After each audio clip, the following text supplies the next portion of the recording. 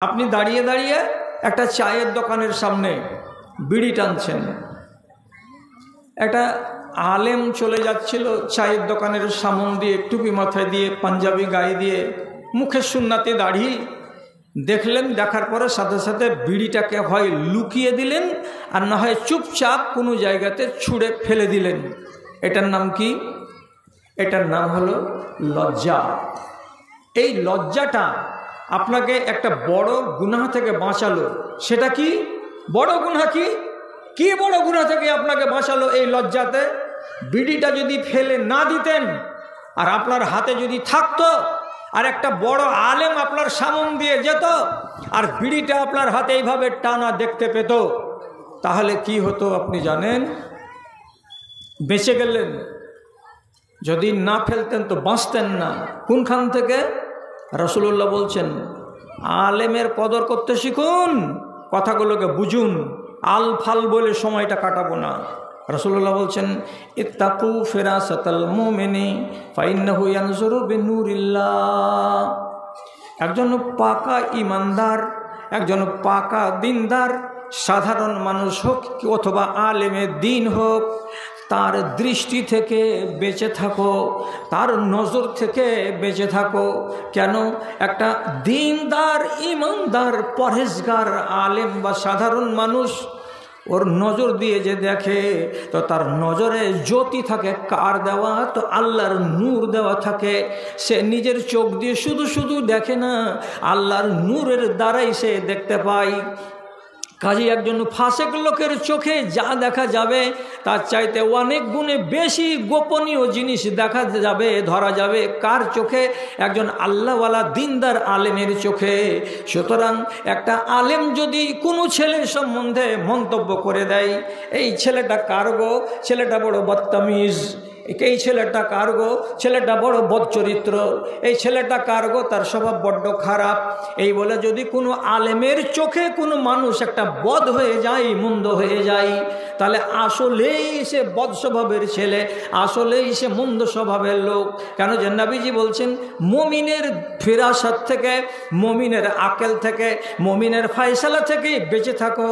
কেন? তার চোখ দিয়ে যে দেখতে পাই, সে আল্লাহর নূর দিয়ে দেখতে পায়। তাহলে লজ্জা করেছিলে তুমি, আর করে এই জিনিসটাকে যে হাত থেকে ফেলে দিয়েছিলে, তো তাতে তুমি বাঁচিয়ে নিয়েছো নিজেকে। কি করে? যে আমি বেলজ্জা বলে এ আলেমটার সামনে আমি স্বীকৃতি পাইনি, বরং আমি কি স্বীকৃতি পেয়েছি? এটা কার ছেলে? অমুকের ছেলে, মাশাআল্লাহ, ছেলেটা ভালো। কেন? যে আপনার সামনে আমি কোনো খারাপ চরিত্র দেখতে পাইনি। তাহলে বাঁচালো কে আপনাকে? এই লজ্জা। আর এই লজ্জা যদি না থাকে, আর আপনার যদি পরিণাম বলে চিন্তা না থাকে, কি বলে পরিণাম? ধর এগুলা মুলবিতে দেখলো তো কি, আল্লাহকে বলে ভয় করি না, তারপর মুলবিকে দেখে ভয় করবো নাকি? এই ধরনের যদি বেহায়াই থাকে মানুষের ভেতরে, তাহলে মাথায় রাখেন কথা। রাসূলুল্লাহ সব শিক্ষা দিয়ে গেছেন। কি বলেছেন নবী? ইজা লাম তাস্তাহি ফাসনা মা শিতা।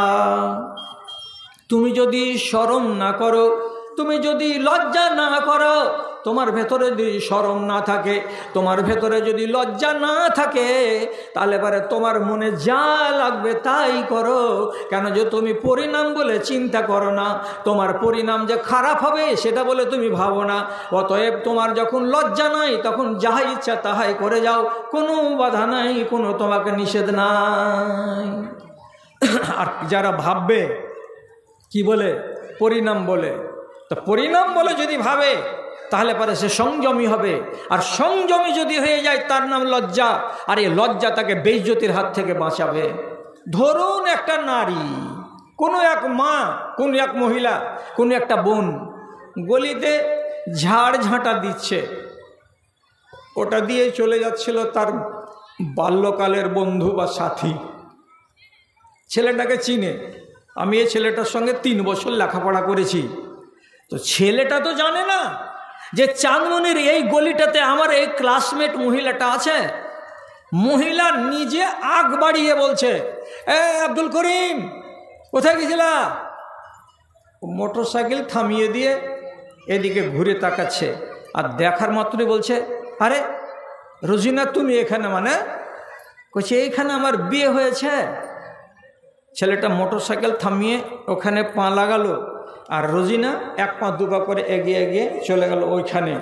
এরা দুজন গল্প করছে।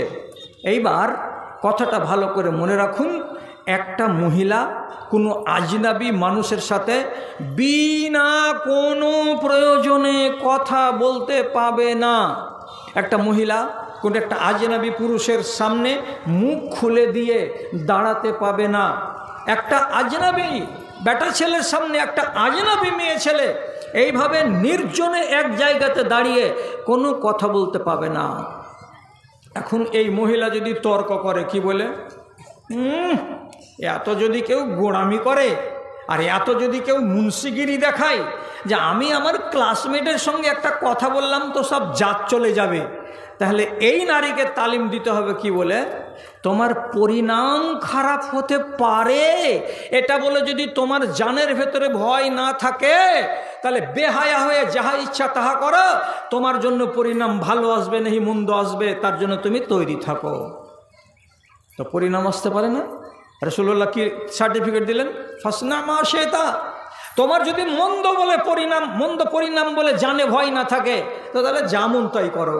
তাই করার মানে কি, তুমি নিজেকে জালিল করো, তুমি নিজেকে লাঞ্ছিত করো, তুমি নিজেকে বেইজ্জত করো, এর জন্য আর তোমার ঈমান দায়ী হবে না। কেন? তোমার গোড়াতেই ভুল হলো কি যে তুমি লজ্জা করলে না। কি পরিণাম দাঁড়াবে?